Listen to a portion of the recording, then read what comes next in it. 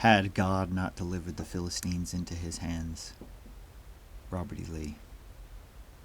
I was listening early on in 2022 where Jocko Willink reviewed the book Bayonet Forward by Joshua Lawrence Chamberlain, who was the hero of Little Round Top on July 2nd, 1863, at the Battle of Gettysburg.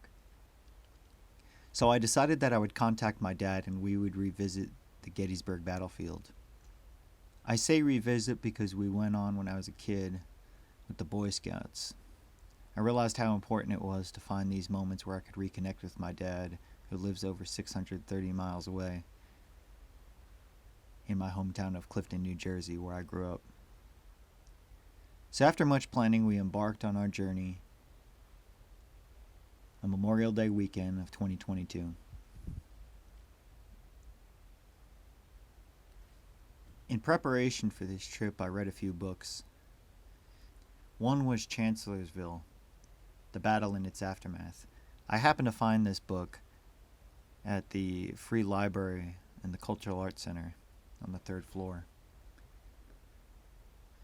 Stars in Their Courses by Shelby Foote, who you'll remember was in the Civil War by Ken Burns. Gettysburg, The Last Invasion. These last two I got out from the Greensboro Public Library. And finally, of course, I read Bayonet Forward by Joshua Lawrence Chamberlain. Bought this one off of Amazon.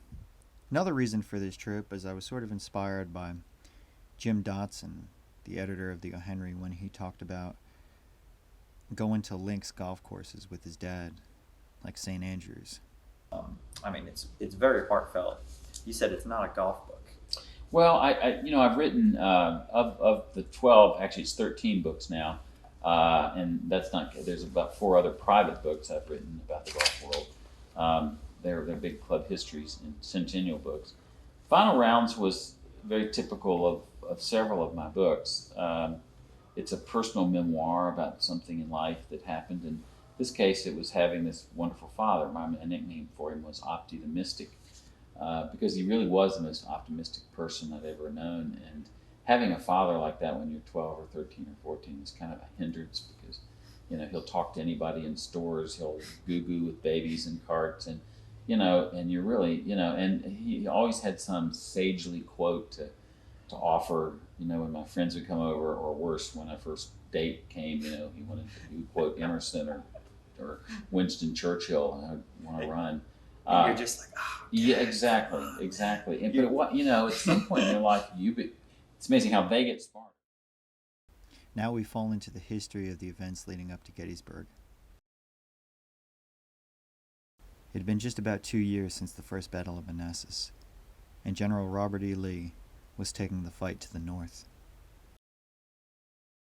The idol of his soldiers and the hope of his country, and the only man living in whom would they undeservedly trust all power for the preservation of their independence, who combines the organizing capacity of a Marlborough, the intuition of Tierney, the celerity of a Napoleon, and the tenacity of a Wellington. His name was Robert E. Lee. Up to this point in the war, General Robert E. Lee had won most of his battles by outmaneuvering and outgeneraling his Federal opponents. Lee decides to make a bold move and enter Pennsylvania, where he could take the fight to the north. This would hopefully make the war very unpopular for Lincoln, by wearing out northern townships, taking supplies, and bringing the war to their home front instead of Virginia's. He insisted, "Believe this to be our true policy. Not only would an invasion of Pennsylvania in 1863 have given our people an opportunity to collect supplies in an untouched enemy granary, but we would have been in a few days' march of Philadelphia, and the occupation of that city would have given us peace." The other item on Lee's mind was Vicksburg, Mississippi, where General Ulysses S. Grant was not far from taking Vicksburg. If Vicksburg was lost, then so was Mississippi, and that meant shipments of supplies, and that the Southern Confederacy would be split in half. This would put Lee in a crucial crux of time.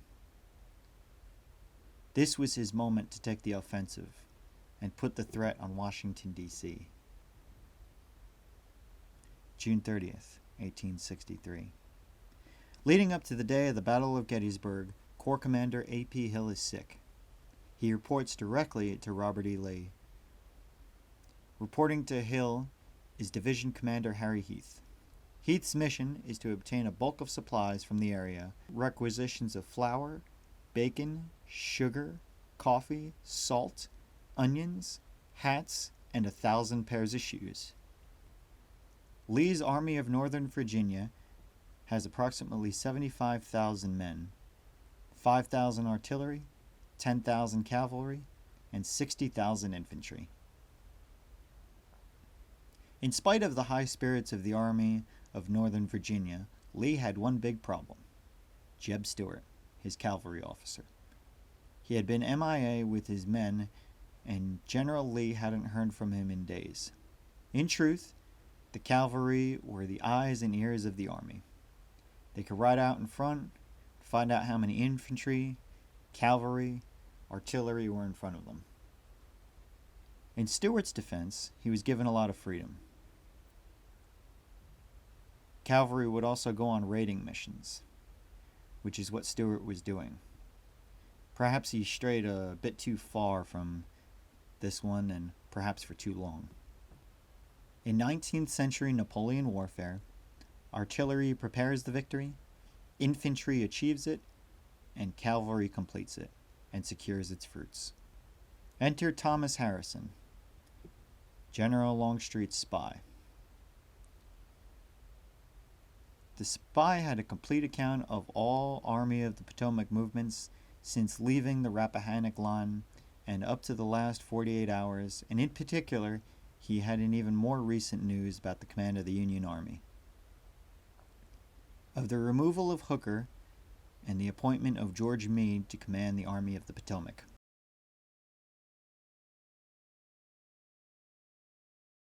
The Emancipation Proclamation enacted January 1st, 1863. On the first day of January, in the year of our Lord, 1863, all persons held as slaves within any state or designated as part of a state, the people whereof shall then be in rebellion against the United States, shall be then, thenceforward, and forever free. And the executive government of the United States, including the military and naval authority thereof, will recognize and maintain the freedom of such persons, and will do no act or acts as to repress such persons, or any of them, in any efforts they may make for their actual freedom. This act changed the whole trajectory of the war. It put slavery at the forefront. However, its act did depend on the victory of the Union. What it also did is enacted the service of black men into the Army and Navy. By the end of the war, almost 200,000 would be fighting for their own freedom.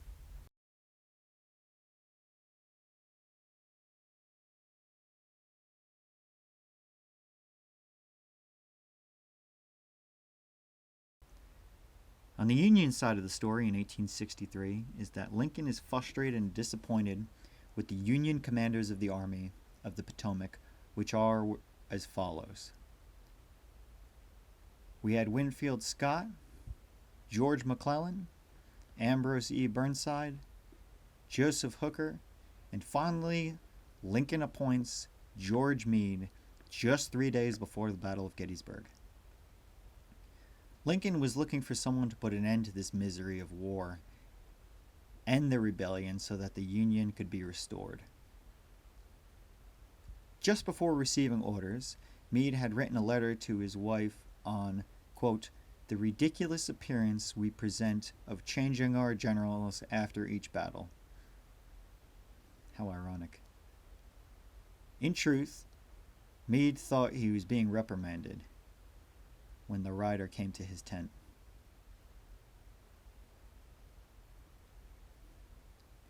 Secretary of War Henry Halleck wrote him in a letter that, quote, "Your army is free to act as you may deem proper under the circumstances as they arise. Should General Lee move upon these places," referring to Washington and Baltimore, "it is expected that you whether anticipate him or arrive with him so to give him battle." The Army of the Potomac had a round number of 112,000 men. This number reduced to roughly 94,000 due to exhausted stragglers during the march north into Pennsylvania. When Lee enters Pennsylvania to take the fight to the north, the Union is looking to place themselves between the Confederate Army and Washington, D.C.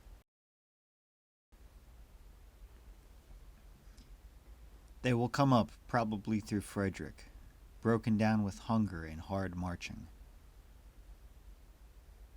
Strung out on a long line and much demoralized. When they come into Pennsylvania, I shall throw an overwhelming force on their advance. Crush it, follow it up with the success, drive one corps back on another, and by successive repulses and surprises, before they can concentrate, create a panic and virtually destroy the army. Isaac Trumbull. He stated that he did not doubt that the Army of Northern Virginia had never been higher than it was now, placing his hands on the late General Stonewall Jackson's map. "Hereabouts we shall probably meet the enemy and fight a great battle. And if God gives us victory, the war will be over and we shall achieve the recognition of independence." Leading up to day 1, General Buford has 2,700 cavalrymen. This made up 2 brigades, equipped with 7-shot Spencer carbine, which enabled them to get off 20 rounds in a minute, versus a muzzle loader who might get off 4 rounds in that time. By daylight on July 1st, General Reynolds later reported, "I have gained positive information of the enemy's position and movements, and my arrangements were made for entertaining him until General Reynolds could reach the scene." General Buford is all business. Doctors diagnosed him with what could be called exposure and exhaustion. Said he would be dead in 6 months. He now feels as if the weight of the nation is in his hands. A journalist had recently described him as being of a good-natured disposition, but not to be trifled with. A singular-looking party, with a tawny mustache and a little triangular gray eye, whose expression is determined, not to say sinister.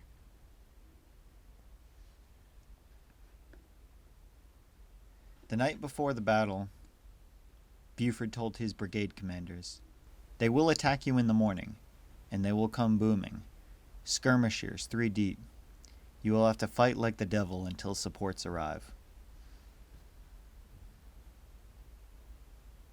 At 7:20 a.m., Harry Heath's division meets Buford's dismounted cavalry.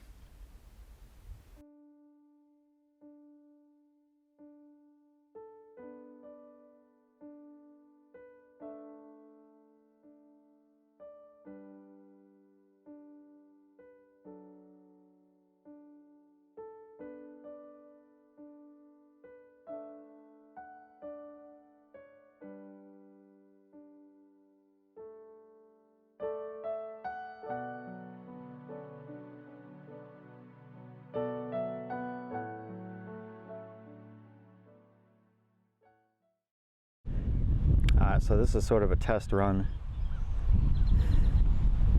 from Howard Avenue and Mumsburg Road. Somewhere up there is Her Ridge, where Lee makes his observation point. And General Buford and his cavalry come in and they decide they're going to make a stand here.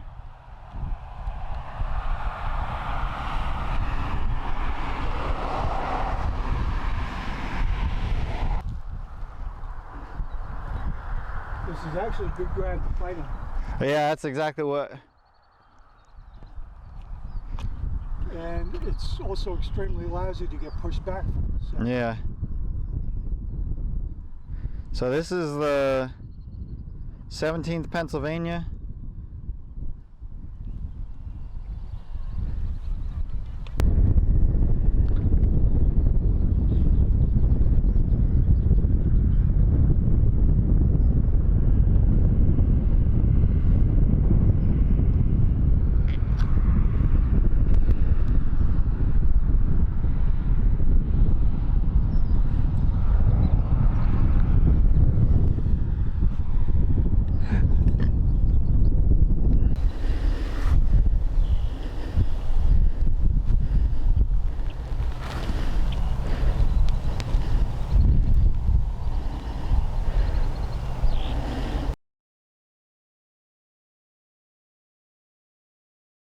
Oh, this is a great view.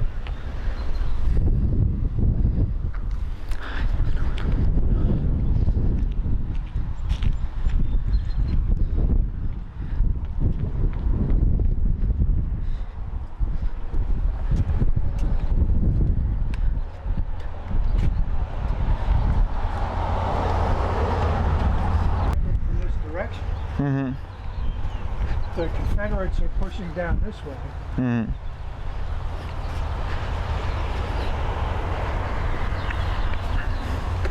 And then, more or less, by this bridge, the Union pushes back.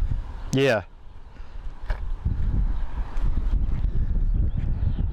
Buford's dismounted cavalry function as infantry, with 3 troopers following while 1 held 4 horses.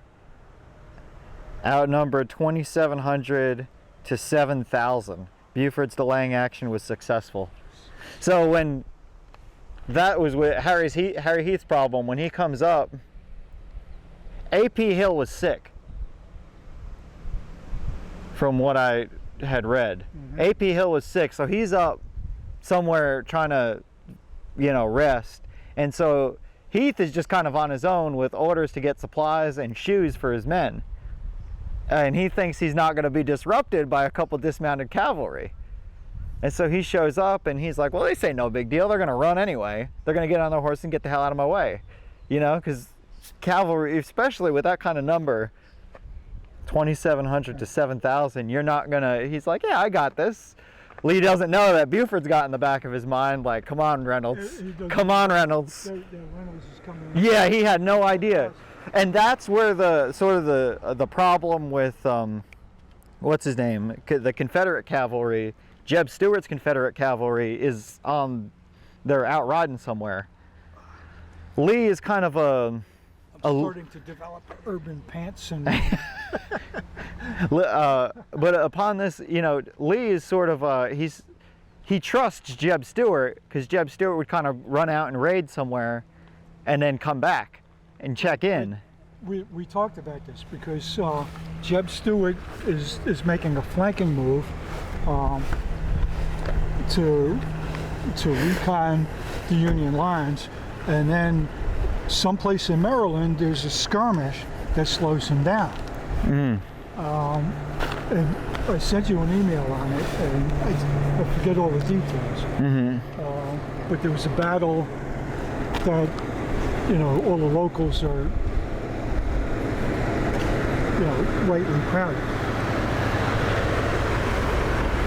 Okay, so this is Reynolds Woods right here. Okay.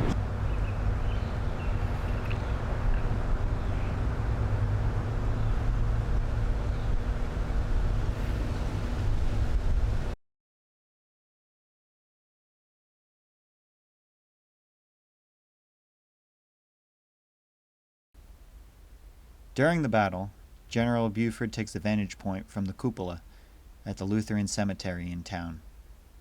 It's tough to see here because much of the city is overgrown now. It was much more rural and agricultural in 1863, though. From 6 miles away, General Reynolds finally arrives at 8:30. "What goes, John?" "The devil's to bay." "Can you hold?" "I reckon I can."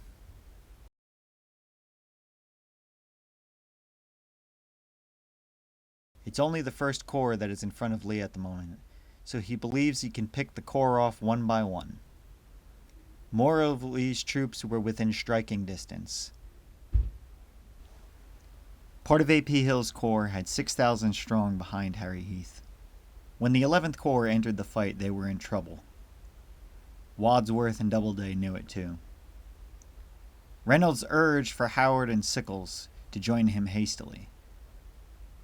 To give you some perspective on the war terminology, a regiment has between 800 and 1,000 men, depending on the company and how many casualties they have suffered throughout the war. A brigade is made up from about 2 to 5 regiments, 2,600 men, commanded by a brigadier general. A division is 8,000 men, commanded by about 2 to 4 brigades, by a major general. And a corps is 26,000 men, about 2 to 3 divisions. And an army is made up of 3 corps, 80,000 men. The 14th Brooklyn. And engaged Davis's brigade.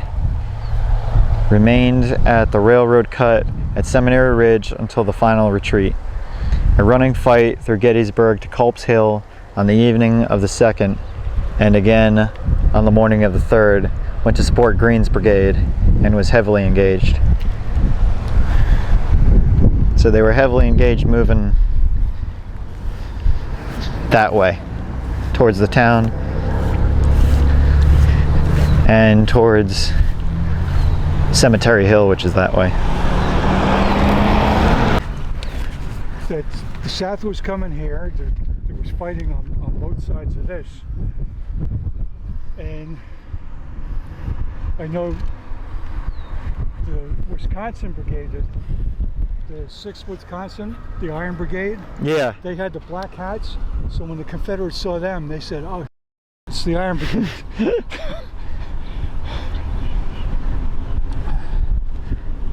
But the oh moment comes on the 3rd, one of the days, I forget which day it was, when the Confederates take a look and they see these guys. I think it's Pickett's Charge. They say, "The Iron Brigade." So they had a reputation, you know, retreating all the way back to Culp's Hill. Right. So we're still in the preliminary stages. Right. This is all day one. Yeah, this is still like from 7 a.m. We're at about like 10 a.m. right now. But like this went on into the night.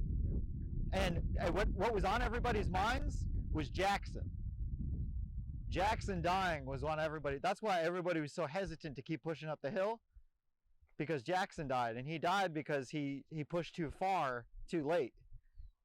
And there was some confusion, and nobody could see who it was.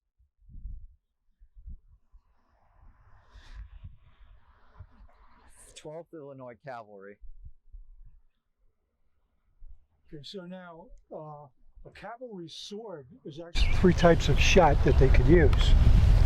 And this being a smooth bore, you know, it was harder to direct the fire. But they could change the elevation. So if the enemy is further back, you elevate it almost into an indirect fire position, and as they get closer, then you're getting ready to fire a canister, which is basically like a form of buckshot. And so John Buford was literally holding off for Reynolds to get here. The first thing that happens is Reynolds gets shot.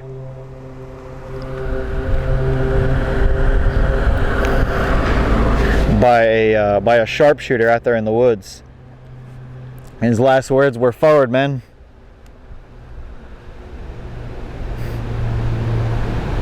For God's... We're getting a real good picture of day one. Yeah, for God's sakes, forward. Drive those fellas back into the woods. And he's shot in the back of the neck. I believe a Tennessee infantry sharpshooter somewhere in those woods. And here lies Reynolds.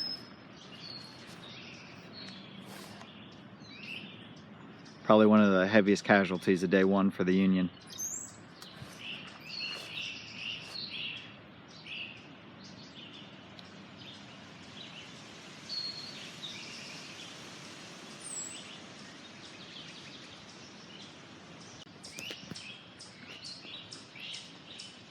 So we're still north of town. And fighting happened all the way through here with Reynolds' brigade and his 10,000 men. Yeah.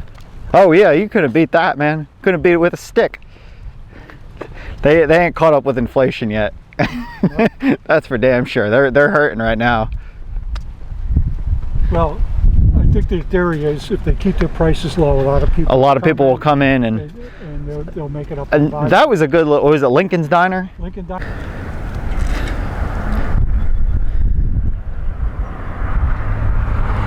And you have to put in your mind like thousands of guys just coming at each other and the Union retreating. Well, with the horses and the cannons going, yeah, the smoke of battle and all that stuff. He started up at Her Ridge, somewhere over that direction. And when they pushed to... a surprisingly nice find. Yeah, this is... My headquarters were in tents in an apple orchard back of the seminary along the Chambersburg Pike. Robert E. Lee. Right, so headquarters are approximately here. Let's assume it was a house or someplace, maybe a tent. You would have an observer certainly up there for the whole 3 days. Mm-hmm. So this whole thing would have been the foundation of where Lee had his headquarters.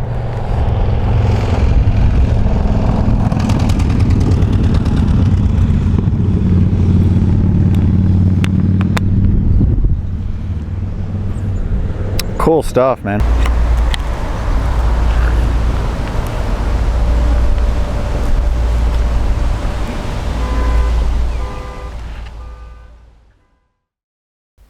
A soldier in the North Carolina, dipping his tin cup into a puddle of muddy water, was about to drink.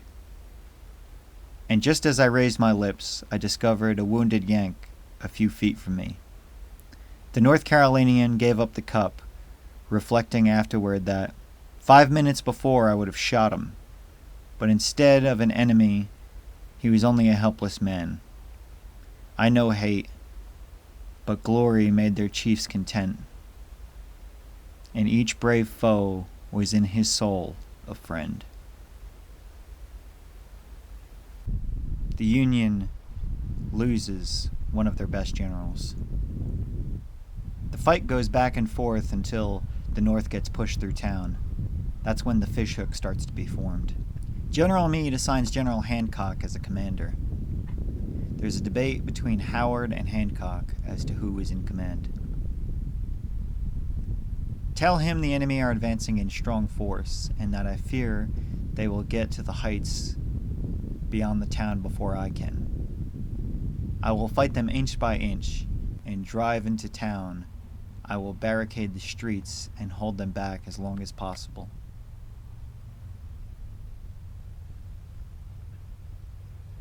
Sometime later in the afternoon, around 4 p.m., General Hancock arrives, one of the most respected generals in the Union Army. Prior to this moment, Howard was in command. There was some confusion about who was in charge of the Union at this moment. "Why, Hancock, you cannot give any orders here. I am in command and rank you." General Howard: "I'm aware of that, General, but I have written orders in my pocket from General Meade, which I will show you if you wish to see them." Howard would not budge. "No, I do not doubt your word, General Hancock, So somewhere around but here you we're can getting give up no to the orders while I am here. Cemetery Hill and Culp's Hill.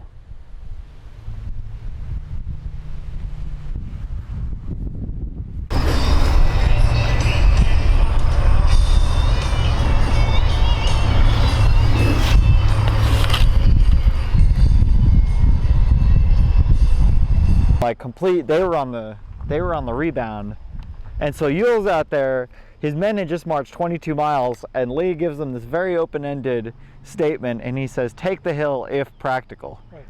And the if practical kind of leaves it open-ended, and he didn't at the time think it was practical because he couldn't get. It was getting dark, and he couldn't get any intel, and his men were like super tired. They just marched 22 miles through the mud, and so Everybody's got to eat. yeah, and so what the hell's his name? The one guy, he throws a fit, and he keeps asking him if we could take the hill, and he's like,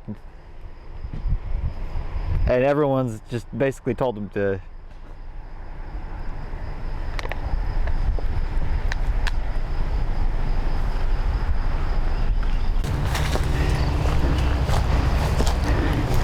Culp's Hill, and this has to be pretty much the extreme right of the Union line, where Slocum takes command, and this is the hook of the fish hook, and that's Cemetery Hill right there.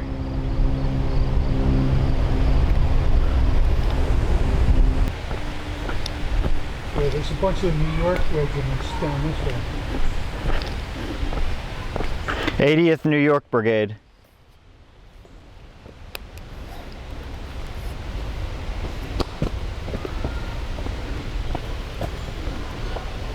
So the artillery guys would have been firing over their heads.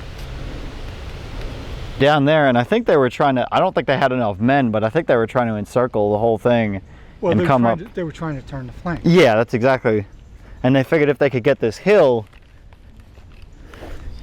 they could fire on Cemetery Hill, take Cemetery Hill. Well, tactically they were correct. Yeah, They just couldn't do it. yeah. And part of the reason they couldn't do it is because the Union guys would not give up. That's what they were coming up against right there.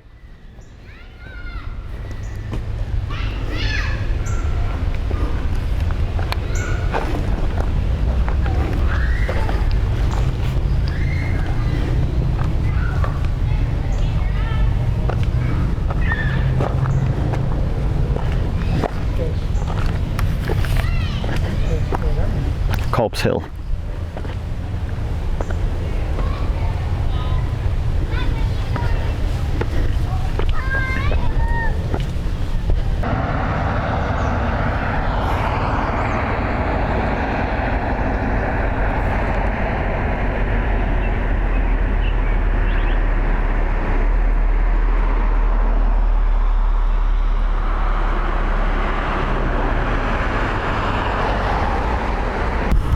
So on July 1st, Union gets pushed back through town here.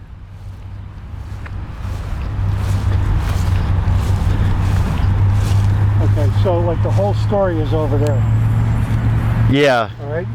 So and that's where, we'll come back down.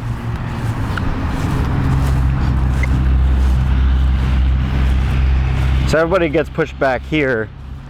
And this was the great debate of Ewell that first night.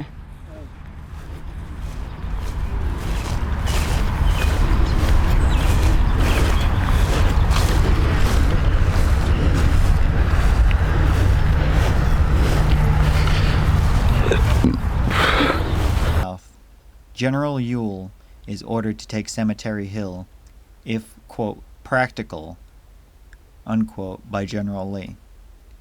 The problem was General Ewell is a relatively new commander, having taken over General Stonewall Jackson's corps. This is his first major battle in command.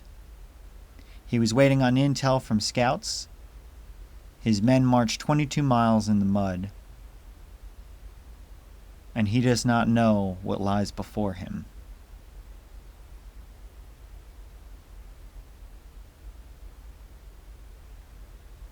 During this period, Isaac Trumbull creates a ruckus. Isaac Trumbull is upset that Ewell didn't take the hill, even goes so far as to have an audience with General Lee. The idea was to have the heights of the town. If you have the heights, you as an army are able to see better, entrench better artillery fire. Also, your infantry doesn't have to march uphill to fight a battle.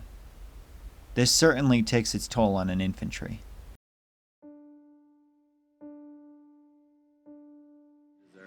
So there's different reports and different accounts here. We're here on Memorial Day. And Memorial Day is remembering those that have served, that have died. It's just gorgeous, man.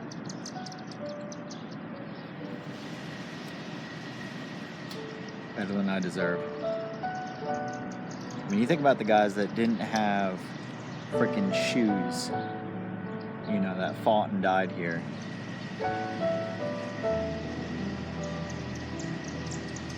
I think it was something like, 20,000 on the Union side and somewhere like 25,000 on the Confederate side, but there's no exact statistics. Every number I look at is always different.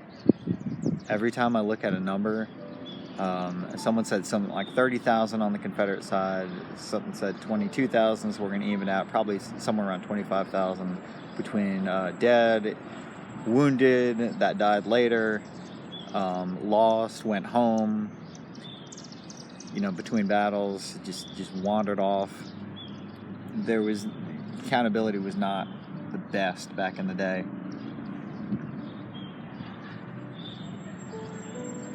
So, I put myself in, every one of those shoes, or lack thereof shoes. Some of them didn't have shoes.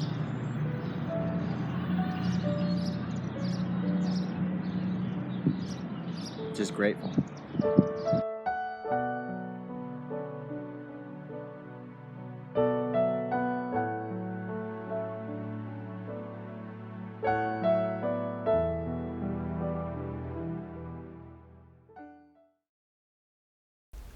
A battlefield is the loneliest place which men share together.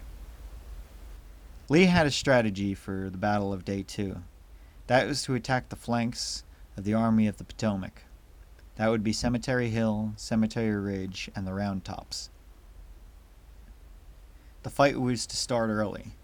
General Longstreet was hesitant and drug his feet. I then accepted Lee's proposition, to make a campaign into Pennsylvania, provided it should be an offensive strategy with defensive tactics, forcing the Federal Army to give us battle when we were in strong position and ready to receive them. General Longstreet. But he had the knack, rare in the Civil War armies, of knowing how to handle and arrange large numbers of troops, and he seems to manage a division of 8,000 or 10,000 men with as much ease as he would a company of 50 men. His weakness was a streak of obstinacy and self-assertion. Lee named him his old war horse, and his soldiers nicknamed him a real bully general, very aggressive when he needed to be. At Gettysburg, however, he was leaning more on the defensive for the fact that they weren't in their own territory. They were outnumbered and the Union had the high ground. This is a major point of contention between Lee and Longstreet. If Lee does not attack before the forces are up, we can hold the position against the whole Confederacy.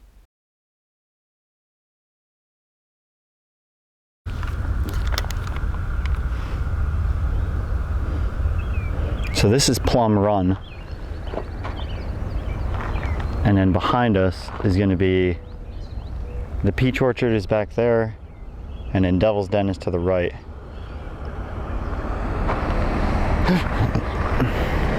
Down that road is Sherry's Peach Orchard,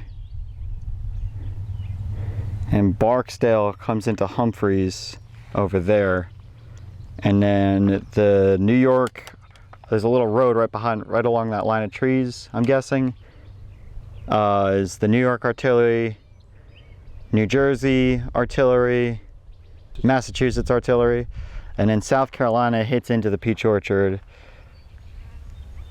South Carolina Infantry, that's Kershaw's brigade, and 15th South Carolina, and this is all under McLaw's division.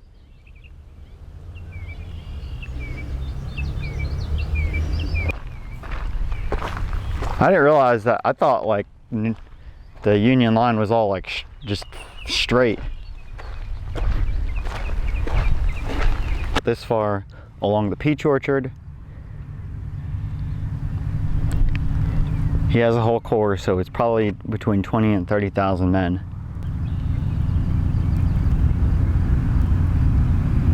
But he comes out here, he goes to Meade. I believe his guys were marching like all night. They get here, and he sort of bothers George Meade, who's in command.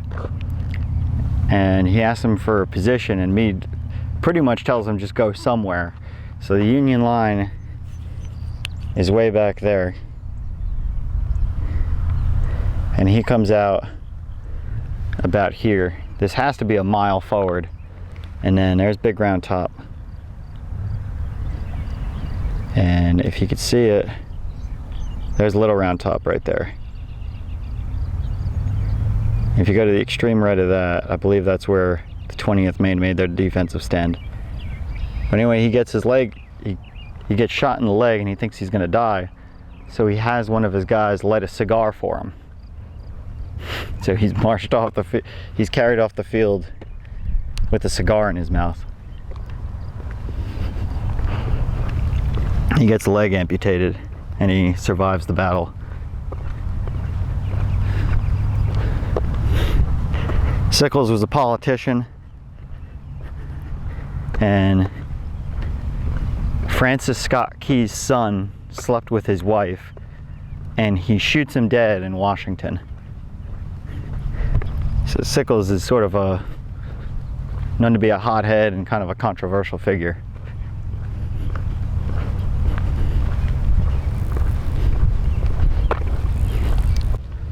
So I believe that's where Hood and Robertson's and Law's, Hood's division was coming in with Robertson and Law.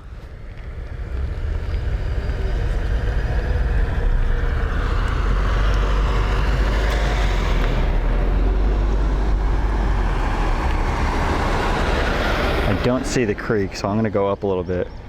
Wheatfield Road should be behind me. There's Big Round Top, and Little Round Top should be over there. So General Hood was coming that way into Herbert Ward's.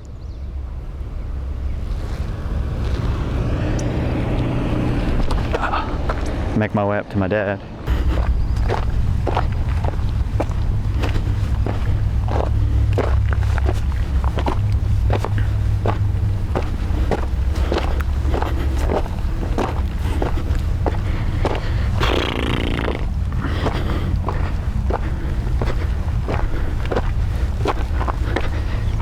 Oh wow.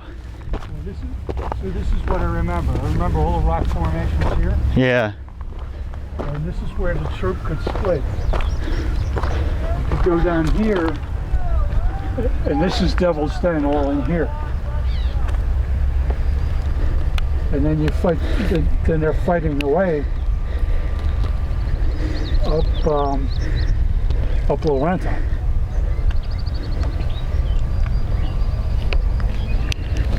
So you're saying Sickles was trying to use this as a defensive position because they were trying to come here and take Little Round Top.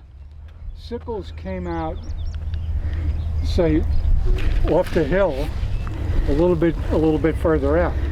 And so the wheat field and the peach orchard is a little bit up, let's say a half mile, 3/4 of a mile up. and he was out earlier, let's say like late morning, early afternoon. Mm-hmm. And so the choice is, if you have enough people and he's breaking through the enemy lines, then the Union could reinforce him. But bottom line was he wasn't. But this is what he was he was trying to defend Little Round Top with this. Correct. He was trying to take a stand. He was taking the initiative and trying to get ahead of this mess. And this is like no fun barefoot.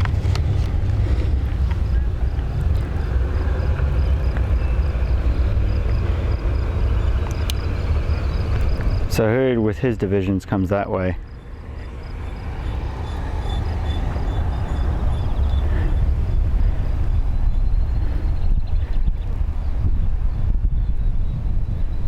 And that's Little Round Top. And that's Big Round Top.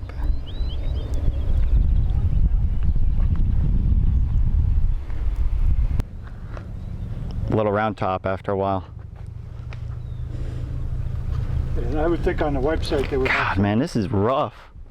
Because all this does, like your unit works, like your regiment or your brigade or whatever, you work as a unit. Yes. So when you're fighting against this, I mean, you got some good protection if you're defending it, but if you're coming up after it, it breaks everything up. Like it breaks you up into individual pieces. And infantry tactics were a little bit more primitive. When they moved in a line. Yeah. And the only way you worked is that you moved together. Correct. But that breaks you all up. And of course, once you come across obstacles like this, it breaks up the line, and then somebody has to stand up and try and maintain the line. And then the sharpshooters try and pick that guy off. Just the scale of this is like unreal. Yeah.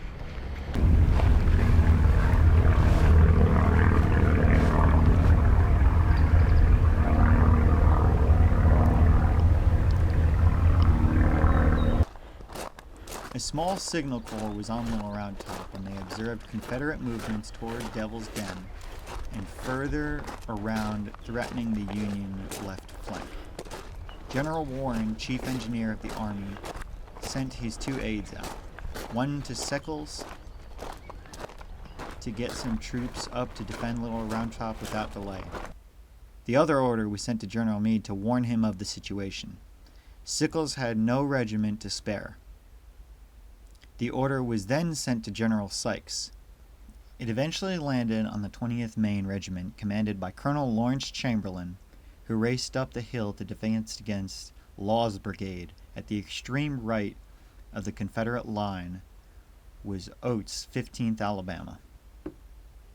16th Michigan, 44th New York, 83rd Pennsylvania, and 20th Maine is probably up here around the outskirts.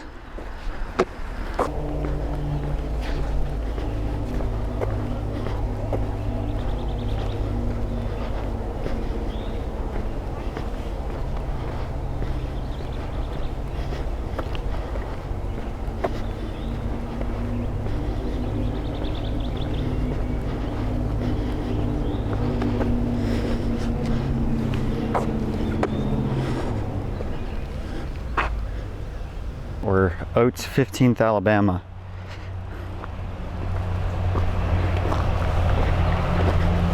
Charges up 5 times on the 20th Maine.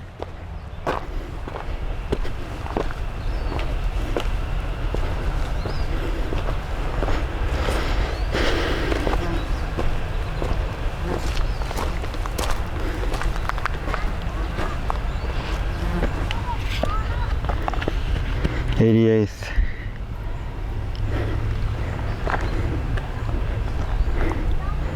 Regiment of Pennsylvania Volunteers, July 2nd, 1863.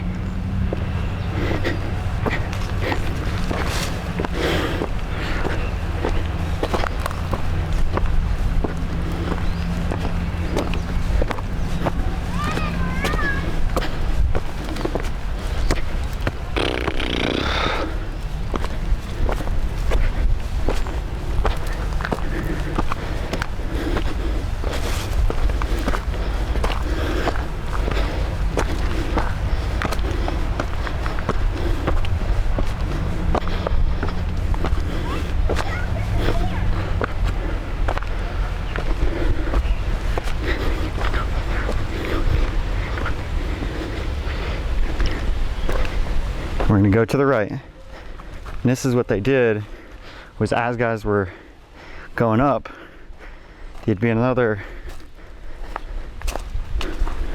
group going to the right, and going to the right, and going to the right.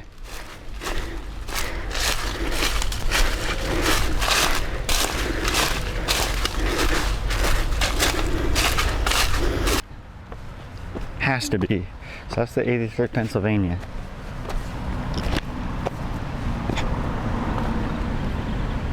Yeah, 20th Maine is right here somewhere.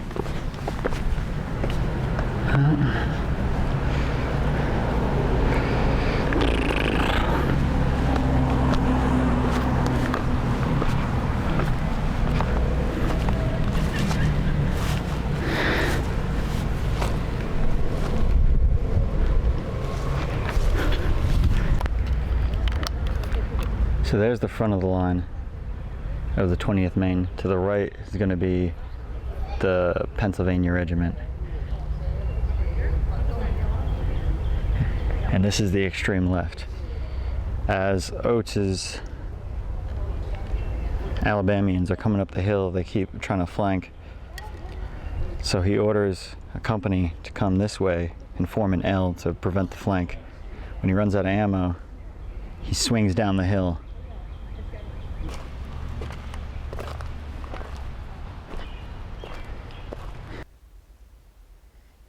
Chamberlain was given the order by General Vincent. I place you here. This is the left of the Union line. You understand? You are to hold this ground at all costs. It's important to note here that the 20th Maine Regiment had 358 soldiers in it. Just before this battle, Chamberlain was ordered to take on 120 men who refused to fight because they unknowingly signed 3-year papers. They were brought to Chamberlain by way of fixed bayonets. He was told by the corps commander, "Make them do duty or shoot them down the moment they refused." He never gave an order to shoot or reprimand any of them. What he did instead was explain the importance of the situation they were in and broke them up into different companies. All but 2 agreed to fight in the regiment. The other regiments of the brigade were forming on our right: 83rd Pennsylvania, the 44th New York, and the 16th Michigan. I was observing and meditating as the impending and the possible, when something of the real was substituted by a visit from Colonel Rice. He thought it would be profitable for us to utilize these few minutes by going into the clearer space on the right of the regiment to take a look at the aspect of things in the Plum Run Valley, the direction of the advance on our front. It was a forewarning indeed. The enemy had already turned the 3rd Corps left. The Devil's Den was a smoking crater. The Plum Run Gorge was a whirling maelstrom. One force was charging on our advance, batteries near the wheat fields. The flanking force was pressing past the base of the Round Tops, all rolling towards us in tumultuous waves. It was a stirring, not to say appalling sight. Here a whole battery of shot and shell cutting a ragged chasm through a serried mass, flinging men and horses like drift aside. There a rifle volley, at close range, with a reeling shock, hands tossed in the air, muskets dropped with death's quick relax. A clutch with the last. Convulsive energy, men falling like grass before the scythe, others with manhood's proud calm and rally. There a little group kneeling above some favorite officer slain, his intense spirit still emitting a fiery speed, pressing headlong with empty saddle to the vein. Here a defiant regiment of ours, broken, slaughtered, captured, or survivors, of both sides crouching among the rocks for shelter from the terrible crossfire, where there is no rear. But all advancing, all frenzied force, victors and vanquished, each scarcely knowing which, surging and foaming towards us. Death around, behind, before, and madness everywhere. A minute more came the roll of musketry. It struck the exposed right and center of our brigade. It soon reached us, still extending. 2 brigades of Hood's division had attacked, Texas and Alabama. The 4th Alabama reached our right, and the 47th Alabama joined and crowded in. But gradually, owing to their echelon advance, thick groups in gray were pushing up the smooth dale between the round tops in a direction to gain our left flank. As they found opportunity to take side steps to the left, coming gradually into one rank, file closers and all. Then I took the colors with their guard and placed them at our extreme left, where a great boulder gave token and support. These bending back at a right angle, the whole body gained ground leftward and made twice our original effort. And we were not so long in doing it. This was a difficult movement to execute under such fire, requiring coolness as well as heat. Of rare quality were my officers and men. I shall never cease to admire and honor them for what they did in this desperate crisis. And our 16th Michigan reeled and staggered back under the shock. Confusion followed. Vincent felt that all was lost. Sword aloft and face aflame, he rushed among the broken companies in desperate effort to rally them, man by man. By sheer force of his superb personality, he restored a portion of his line and was urging up the rest. Don't yield an inch now, men, or all is lost. The edge of conflict swayed to and fro, with the wild whirlpools and eddies. At times I saw more around me of the enemy than of my own men, gaps opening and swallowing, closing again, with sharp, convulsive energy. How men held on, each one knows, not I. But manhood commands admiration. There was one fine young fellow who had been cut down early in the fight, with a ghastly wound across his forehead, and who I thought might possibly be saved with prompt attention. So I had sent him back to our little field hospital, at least to die in peace. In a half hour, in a desperate rally, I saw that noble youth amidst the rolling smoke as an apparition from the dead, with a bloody bandage for only covering his head, in the thick of the fight, high-born and pressing on as they shall see death no more. I shall know him when I see him again, on whatever shore. The fight was desperate, and the regiment was thinning out so much that Lawrence Chamberlain sent his brother to fill in a gap in the line, thinking that the fighting was so close Tom might not even make it to the spot from his current position. The line held. The enemy fell back, regrouping, and they charged again back up the hill.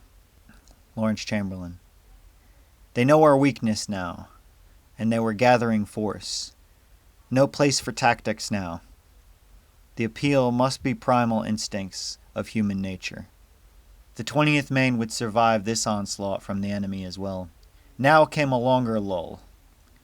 But this meant no rest, but thought of action. First was to gather our wounded and bear them to the sheltered lawn for saving life or peace in dying. In this lull, I took a turn over the dismal field to see what could be done for the living.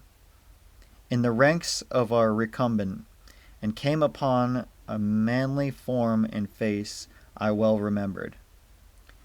He was a sergeant earlier in the field of Antietam and Fredericksburg, and for refusing to perform some menial personal service for a bullying quartermaster in winter camp, was reduced to the ranks by a commander who had not carefully investigated the case.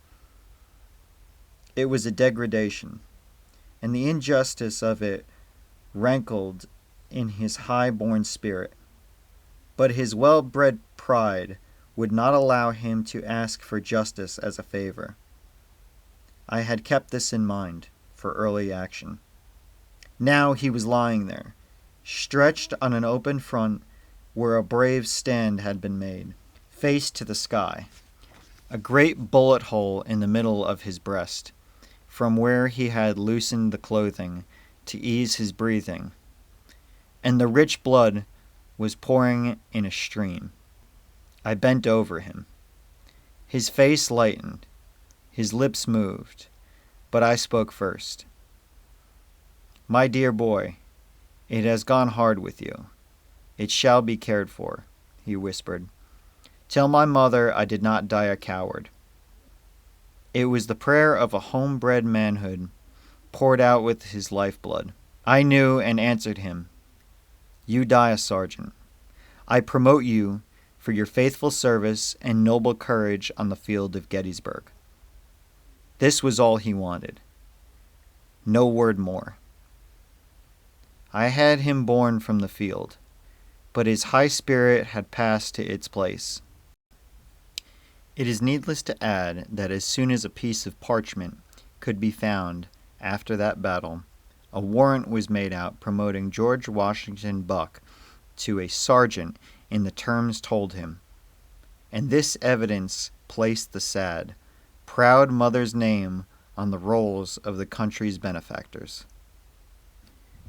The 15th Alabama came back, nearly twice in the numbers of the 20th Maine. Our line was broken, and the enemy were in rear of the whole Round Top defense, infantry, artillery, humanity itself, with Round Top and the day of theirs. In this firefight, the last rounds had been used. What Chamberlain was sending for, as far as up the chain for supplies and ammunition, could not be sent to him. Joshua Lawrence Chamberlain said, "Not a moment was to be lost. 5 minutes more of such a defensive, and the last roll call would sound for us. Desperate as the chances were, there was nothing for it but to take up the offensive."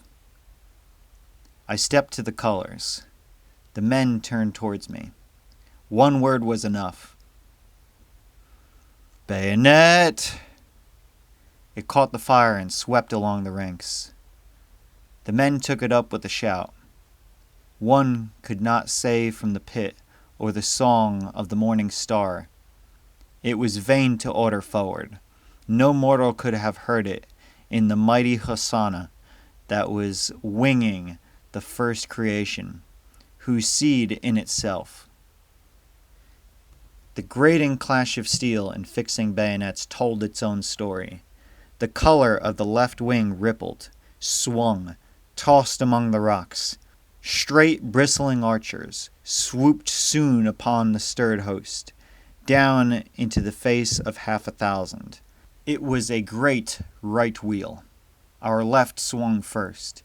The advancing foe stopped, tried to make a stand amidst the trees and boulders. But the frenzied bayonets pressing through every space forced a constant settling to the rear. The advancing Confederate forces began to turn and run, among the bayonets coming at them down the hill. Some threw their muskets on the ground, even loaded. The 20th Maine Regiment took nearly 400 prisoners. That's 200 Confederates for every Union man. It was a psychological success, a miracle in the scheme of military science. The brave Alabama followers, none braver or better in either army, were victims of surprise, of the quick and mobile imagination. Chamberlain and his men saved the left flank of the Union Army, therefore save the Heights and ultimately the Army of the Potomac, and perhaps the Union itself. Lawrence Chamberlain would later be promoted to brigadier general. Things were very hairy for the rest of Vincent's brigade line. It was a terrible close bayonet fight. During the fight, Texas lost all order climbing up. The way was open for them to overlap and turn the entire length of Vincent's line and Little Round Top with it. The Texans were surprised by the 140th New Yorkers, who seemingly came out of nowhere and forced the Texans back. The Union held Little Round Top by the skin of their teeth. The first sensation of a gunshot wound is not one of pain, wrote a Michigan veteran. The feeling is simply one of shock, without discomfort, accompanied by a particular tingling, as though a slight electric current was playing about the site of the injury, and followed by a marked sense of numbness involving considerable area around the wounded part. For most, the impact of a bullet was as though someone had struck them sharply with a stick, and men often turned to accuse a comrade of the act until they discovered from the flow of blood that they had been wounded. But even if the immediate sensation was not one of agony, the results might be. Overall, 90% of all wounds in the Civil War battles were caused by gunshot, and the remainder by shell fragments and other large projectiles. Of these wounds, the abdomen were fatal in 87% of the cases. Gunshot wounds to the chest achieved a level of 65% fatality.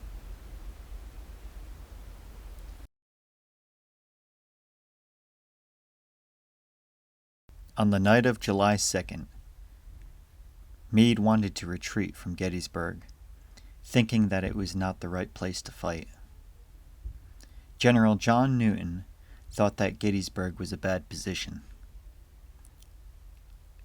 Meade, understanding this and agreeing with him, surveyed his generals in a meeting. To his dismay, Gibbon, Williams, Birney, Sykes, Howard, and Sedgwick voted to stay and fight. General Hancock claimed that the Army of the Potomac has had too many retreats. Let this be our last retreat. General Meade, having been surprised by these answers, rose from the table and claimed, "Have it your way, gentlemen, but Gettysburg is no place to fight a battle." The meeting broke up around midnight.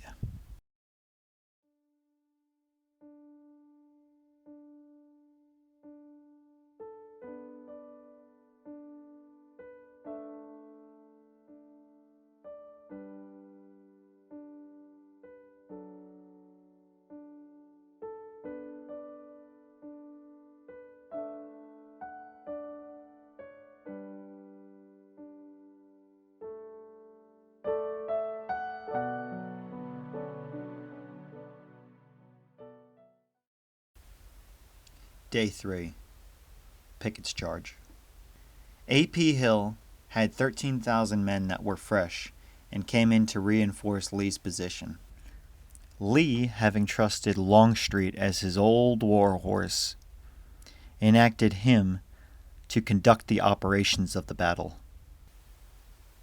I have been a soldier all my life. I have been with soldiers engaged in fights by couples, by squads, companies, regiments, divisions, and armies, and should know as well as anyone what soldiers can do. It is my opinion that no 15,000 men ever arrayed for battle can take that position. General Longstreet. Lee was impatient of listening and tired of talking, and nothing was left but to proceed. They were to be supported by artillery fire. He believed in this march. He believed in the plan. Unfortunately, Longstreet didn't. This was another point of contention. On Cemetery Hill, Hancock had 4 brigades from 20th Massachusetts, 72nd Pennsylvania, 69th Pennsylvania, and 59th New York. He had no more than 3,500 infantry between Cemetery Hill and the Baltimore Pike. The temperature was in the upper 80s on July 3, 1863. Headquarters, July 3, 1863. At 1:07 p.m., the cannon fire began on Cemetery Ridge in an attempt to break up the Union defenses. Pickett urged Richard Garnett to get his brigade across those fields as quick as you can, for in my opinion you are going to catch hell. General Longstreet to Colonel Alexander. Colonel, if the artillery fire does not have the effect to drive off the enemy or greatly demoralize them, so as to make our efforts pretty certain, I would prefer that you do not advise General Pickett to make the charge. I shall rely a great deal on your good judgment to determine the matter, and shall expect you to let General Pickett know when the moment offers. Respectfully. Alexander's reply. Longstreet.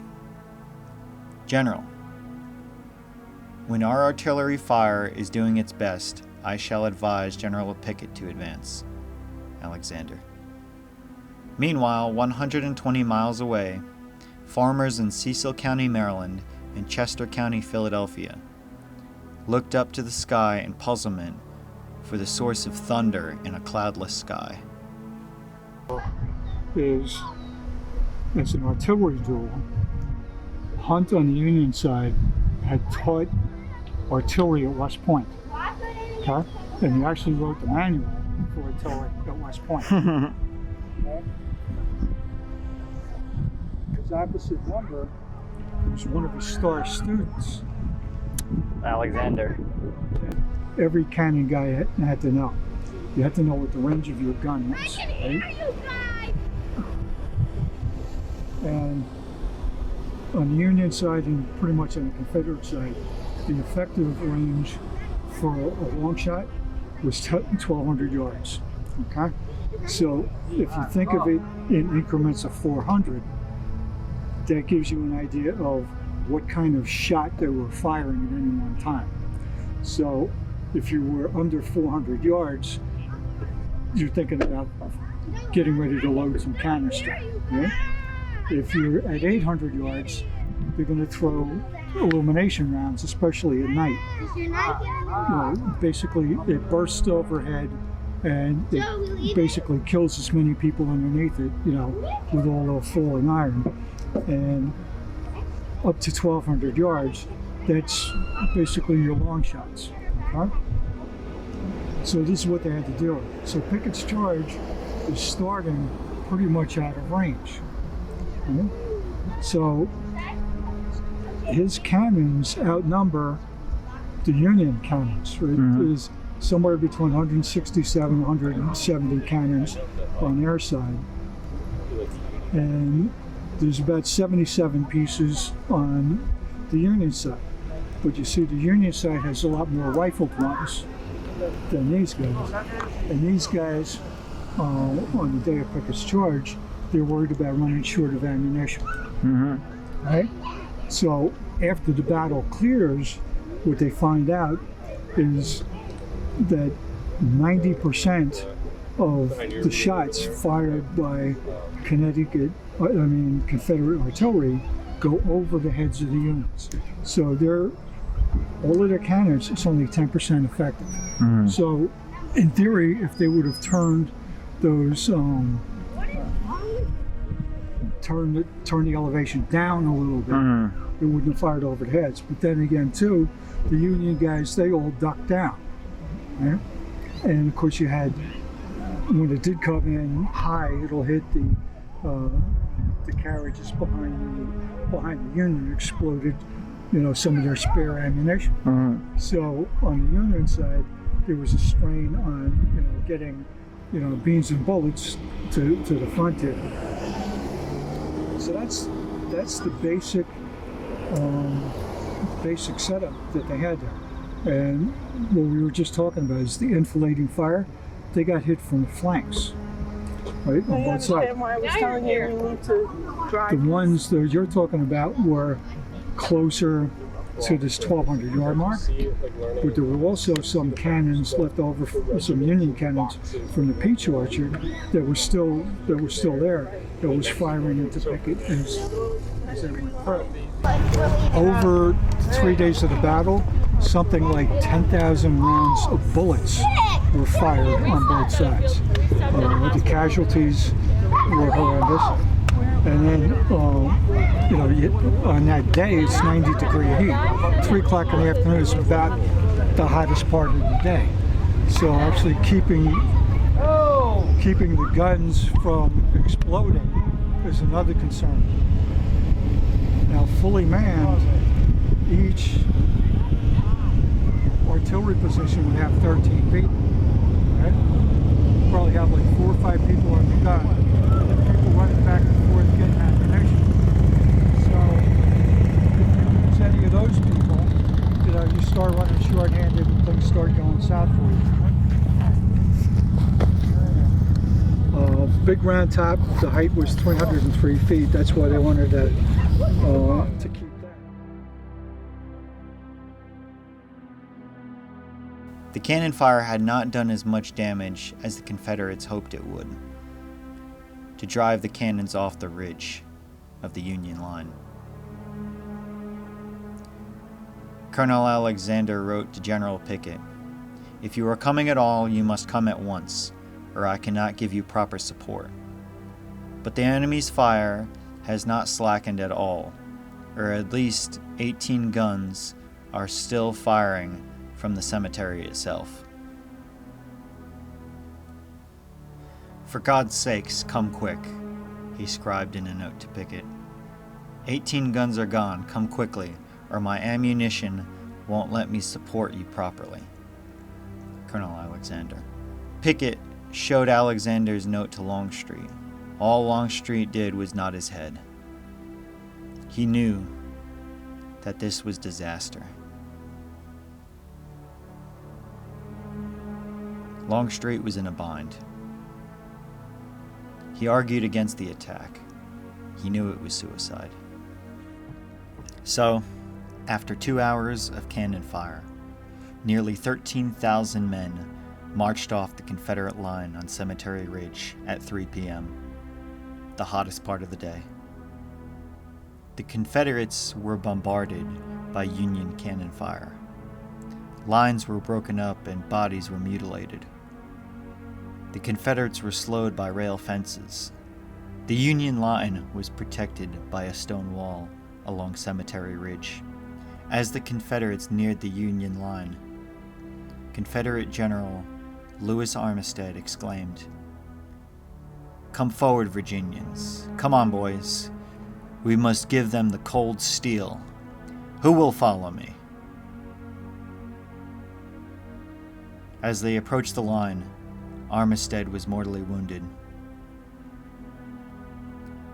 What was left of the Confederate charge, now torn to pieces, approached the wall and was either killed, wounded, captured, or deserted. During the battle, General Hancock was on his horse behind the Union line when an aide came up to him and urged him down. General Hancock exclaimed, "There are times when a corps commander's life does not count." Knowing that he needed to remain stoic and brave for his men to stand and fight, during the battle, a bullet penetrated his upper right thigh and moved toward his groin. It took him out of commission for the battle. But he would survive the war. He went on to be the Democratic nominee for president in 1880. He died in 1886. He was one of the most revered and respected generals of the United States. In the charge, Pickett's division suffered 2,600 casualties. Pettigrew 2,700, Tremble 855. In total, they lost over 6,500 casualties during the charge. The Union themselves lost 1,500 to casualties. After the battle, General Lee, having been disappointed, came to his men and exclaimed that this has all been my fault. Took full responsibility for it. Lee went to Pickett and asked him to look to your division. Pickett, weeping over the loss of his men, said, "General Lee, I have no division." Of Lee's 52 generals that entered Gettysburg, a third of them were casualties, either captured, injured, or killed. Lee reported 2,592 men killed, 12,700 wounded, and 4,150 captured or missing, 20,000 in all. Meade's first report to Halleck on August 3rd was more specific. Cited 2,834 killed, over 13,000 wounded, and 6,600 missing. As General Lee is our commander, he should have the support and influence we can give him. If the blame, if there is any, can be shifted from him to me, I shall help him and our cause by taking it. I desire, therefore, that all the responsibility that can be put on me shall go there and shall remain there. James Longstreet. General Lee spoke later after the battle. If I had Stonewall Jackson with me, so far as a man can see, I should have won the Battle of Gettysburg. The army did all it could. I fear I required of it impossibilities, but it responded to the call nobly and cheerfully. And though it did not win a victory, it conquered with success. We must now prepare for harder blows and harder work. On the Union side, we cannot well exaggerate the horrors, the hateful ravages, and the countless expense of war. He wrote in a letter long after the Civil War guns had fallen silent. And the stories of war serve only one purpose, to, quote, show plainly to our children that war, with its embodied woes and furies, must be avoided. Oliver Otis Howard, Brigadier General. Pickett's charge was known as the high point of the Confederacy. That was the last offensive into Pennsylvania. The war drug out for almost 2 more years until the surrender at Appomattox Courthouse on April 9th, 1865.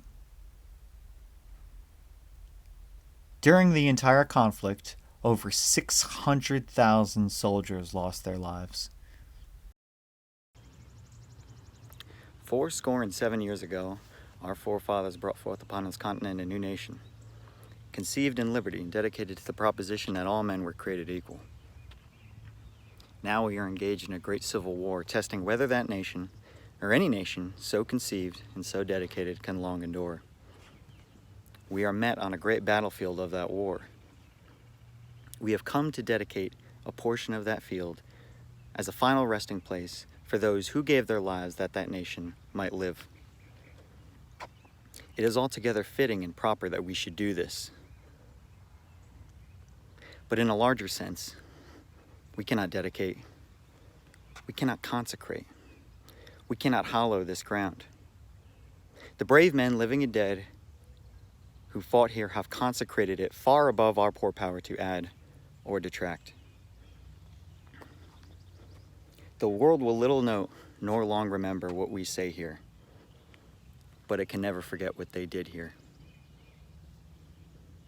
It is for us, the living rather, to be dedicated here to the unfinished work for those It is for us, the living rather, to be dedicated here to the unfinished work, for those who fought here have thus far so nobly advanced. It is rather for us to be dedicated to the great task remaining before us, that from these honored dead we take increased devotion for those who gave the last full measure of devotion. That we here highly resolve that these dead shall not have died in vain, but that this nation under God shall have a new birth of freedom, and that the government of the people, by the people, for the people, shall not perish from the earth.